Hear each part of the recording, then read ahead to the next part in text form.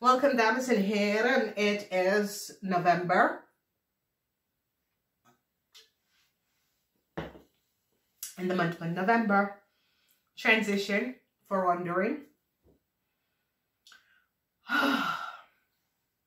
Heel veel dingen. Nou, ik ga het house by house. En de house is dat iets. En iedereen is geboren onder de house. Als je bent een ramli of boodschatten. It is what it is. Als je probeert om zwanger te raken. En het duurt een tijdje. Verwacht in deze maand dat het gaat best wel gebeurt. Oké. Sommigen van jullie dat wil een kind gaan adopteren. Ja, het gaat best wel gebeurt. Nieuwe liefde komt binnen. Heel veel van jullie gaat ontmoeten je tweelingvlam of je zielverwant. Oké. Passie, self-worth, kom op. Je gaat leren om respect, jezelf om te houden van jezelf. Hou vast aan jezelf. Dit is zeer positief. Perfectionist. Heel veel van jullie het gaat op zoek naar de perfect dingen, de perfect world, de perfect situatie. Dat is perfect voor jou, niet voor een ander, maar voor jou. Oké. Schaamte voor een scorpion.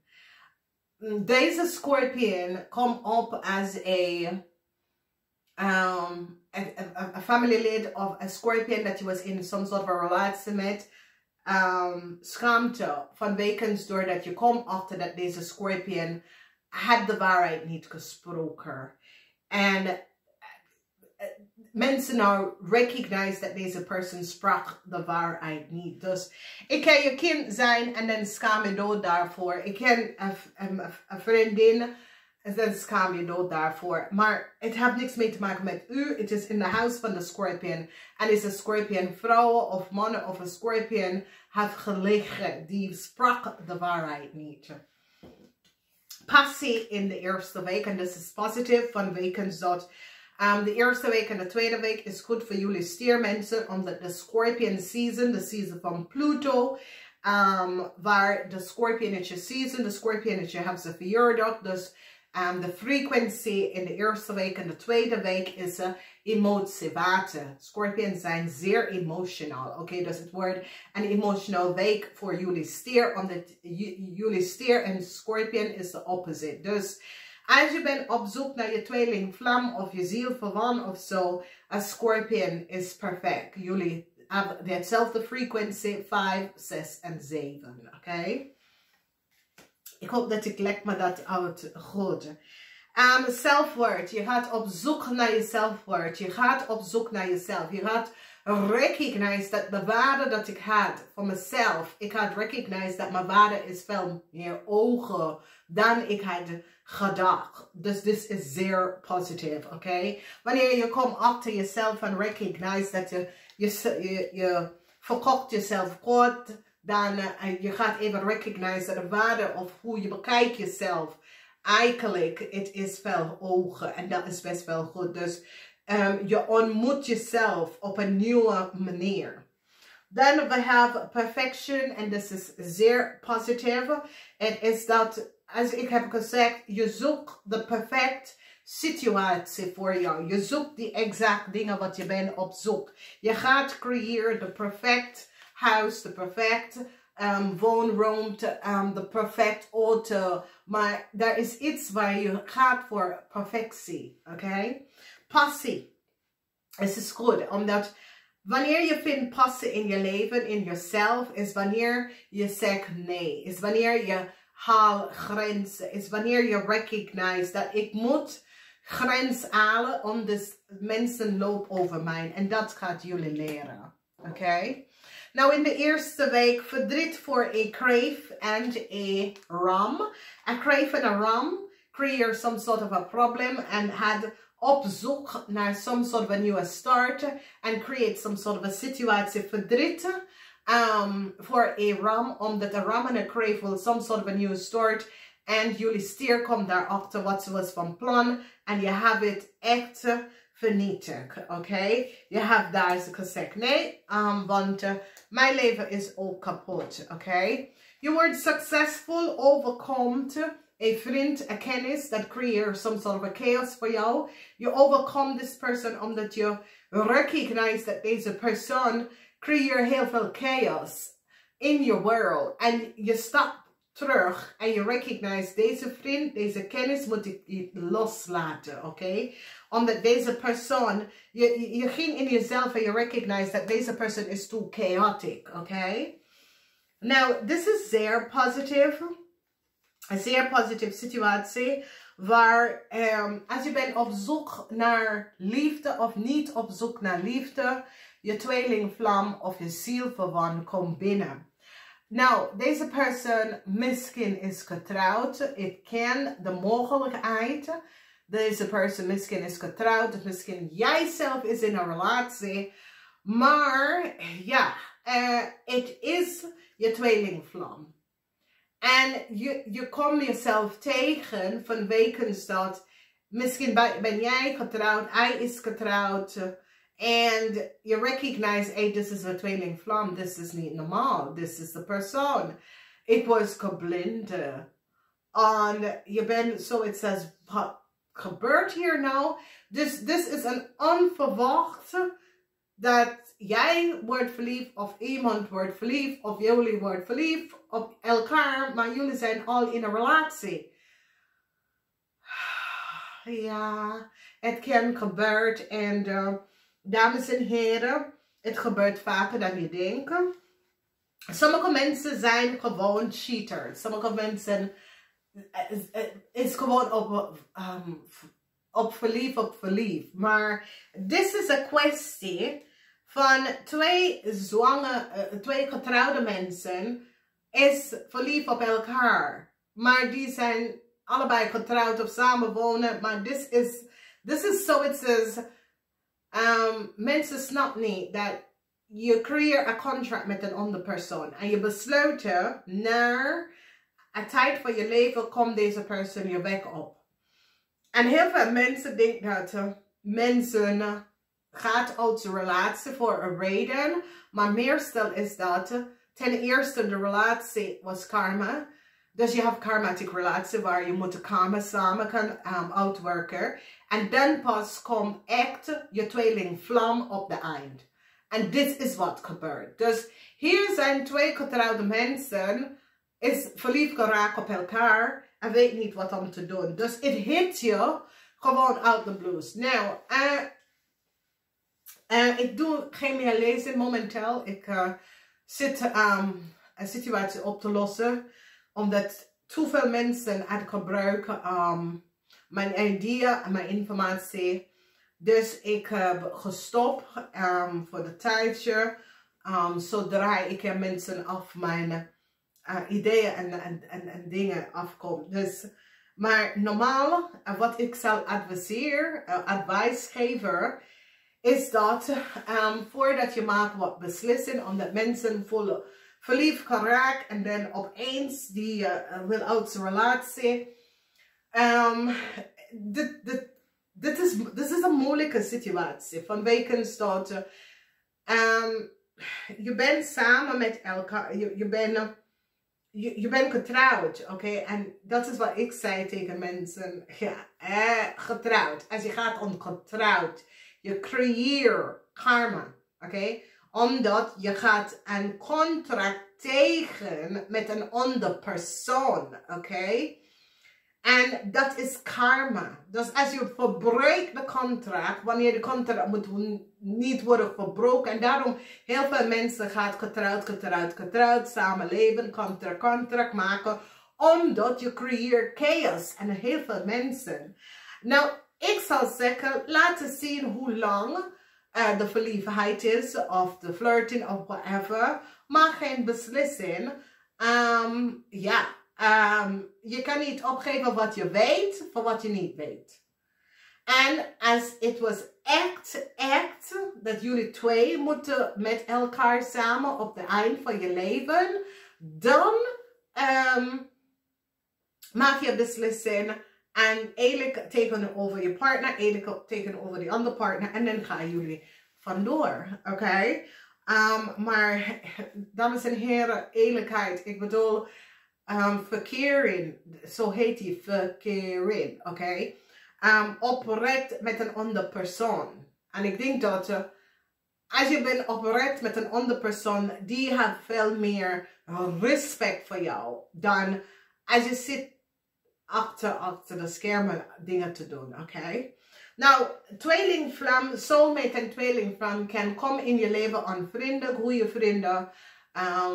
Weet je, vast met elkaar, beschermt elkaar. Hoeft niet per se een relatie, maar dit is echt een relatie. Oké, is double whammy. Oké, dit is tweelingvlam, dit is soulverwant, dit is iets van het verleden wat je moet uitwerken met deze persoon. Ik kom daarachter. Nou, de energie van 5 van zwaarden is dat sommige van jullie stier hadden gelegen en bedriegen over geld. En is zoiets als tax authority, omdat dit is Aquarius, 5 van zwaarden. Die gaat achterkomen hoeveel geld uit jullie weggezet. Dus als jullie de waarheid niet vertellen aan de Belastingdienst over geld wat jullie hadden, die gaat het achterkomen en recognize dat jullie hebben geen belasting over geld betalen voor iets en zo. Dus 5 van zwaarden is disappointment voor jullie stiermensen, maar blijheid voor de Belastingdienst. Oké, het hoeft niet de Belastingdienst, het is overheidsinstantie, omdat het is water, de huis van water, de 5 van zwaarden is water, oké, waterman, oké. Dus daar kom je in problemen om geld achter te houden, niet te uitbetalen, oké. Dan mensen gaan nou recognize wat ze hebben gedaan, tegen advies. En is zoiets als some soort van onderzoek waar mensen zitten onderzoeken wat een maagman heeft gedaan tegen een vispersoon.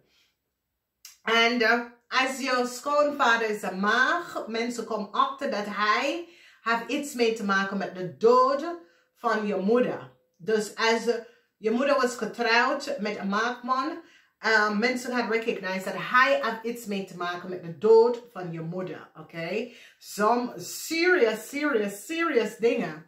Mensen gaan recognize wat een visvrouw en een maagman heeft gedaan.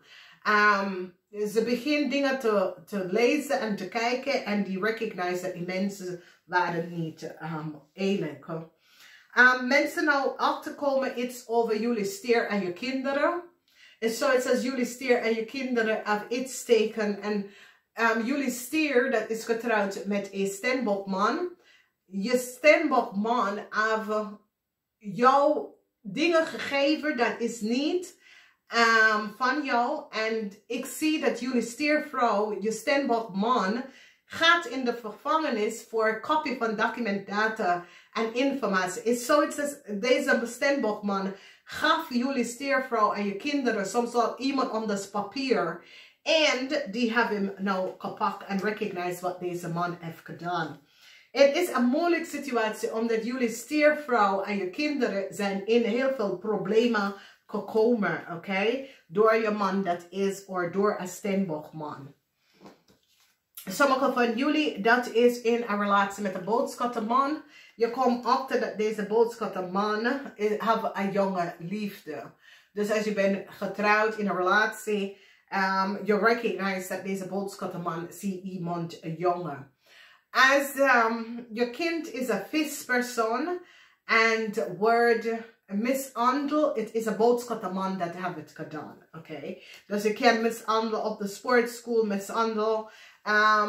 Sexually mishandel is een boodschappenman dat heeft het gedaan. Oké? Als we bekijken geheim, dit is een onderhuis, weeskal, mensen opletten, omdat mensen komen achter hoe een weeskal komt aan heel veel geld. Mensen is nou van op de hoogte en krijgen inzicht en recognize hoe een weeskal is aan heel veel geld gekomen. Oké? Dus de geheim van een weeskal en zijn geld is nou boven water gekomen. Dus mensen recognize, hey, deze, weeskal komt op in allerlei vorm. Some sort of a contractual overeenkomst dat een weeskal heeft gecreëerd. En collect evenveel geld daarop. There is some sort of, dames en heren, en als je bent politie onderzoeken of overheid, there is some sort of espionage. En stiermensen, no? Sommige van jullie stiermensen, dat heeft iets mee te maken met groot hoeveelheid geld. There is een surveillance on jou. Surveillance is dat je wordt geespionage, je wordt gekijker, oké? Dus, en dat is mensen dat hebben geld achtergehouden, geld genomen van andere mensen, dat soort van situatie. Voor de rest van jullie zijn goed. Maar hier, jullie stierman is nou, even out of balance. Dus jullie stierman is van op de hoogte wat is gebeurd. Laatste week, mensen komen achter dat een weeskaalvrouw op de workfloor, ik ken een weeskaalvrouw op de workfloor, ik ken een weeskaalvrouw in de family, maar dit is een weeskaalvrouw. En mensen nou recognize en krijgen inzicht van waarom een weeskaalvrouw had je geholpen in de eerste plaats. Deze weeskaalvrouw komt in heel veel problemen. Omdat mensen recognize dat een weeskaalvrouw that creates some sort of a contract voor jou, copy the contract en gaf het aan iemand anders en het komt out. Verdriet voor een Scorpion, emotionally verdriet voor een Scorpion. Mensen in authority or an Aquarian recognize verdriet voor een watermanvrouw en een Scorpion. Mensen recognize wat de watermanvrouw en een Scorpion heeft gedaan. Mensen krijgen inzicht en krijgen heel veel informatie en recognize wat deze mensen hebben gedaan. Nou, de geheim van een boodschappenvrouw in het buitenland is nou out. En deze boodschappenvrouw werkt either in some sort of overheid instantie waar mensen hebben keihard bewijs dat deze boodschappenvrouw hebben data en informatie en verkocht en gaf illegal aliens data en informatie in Nederland terecht te komen. Nou, deze persoon kunnen werken in de Verenigde Staten of in de Antillians of in de Antillians, maar deze persoon copy Nederlandse of buitenlanders informatie in Nederlands en verkoopt dit aan buitenlandse mensen in Nederland terecht te komen. Toedeledokie. Dus mensen is nou achtergekomen de geheim, omdat iemand dat leeft in Nederlands informatie was gekopieerd en die pakt de persoon bij Schiphol met de informatie. En dan recognize de mensen, nee, maar deze persoon is in Nederlands. De telefoon is in Nederlands, alles is in Nederlands. Dus hoe komen de mensen aan deze persoon data en informatie? En deze boodschappenvrouw moet nooit meer in een overheid institution met mensen data en informatie. Deze vrouw deed het voor een heel lange tijd. Het is een situatie dat deze persoon is mentally disturbed, oké? Omdat, dames en heren, als je gaat voor een overheid instantie gaan werken, je moet een oath nemen, oké? Deze persoon is wetensgoed wat hij en zij en haar partner hebben het gedaan voor jaren. En er is één buitenlandse persoon dat staat stevig in zijn schoenen en zegt, dames en heren, trek aan de bel.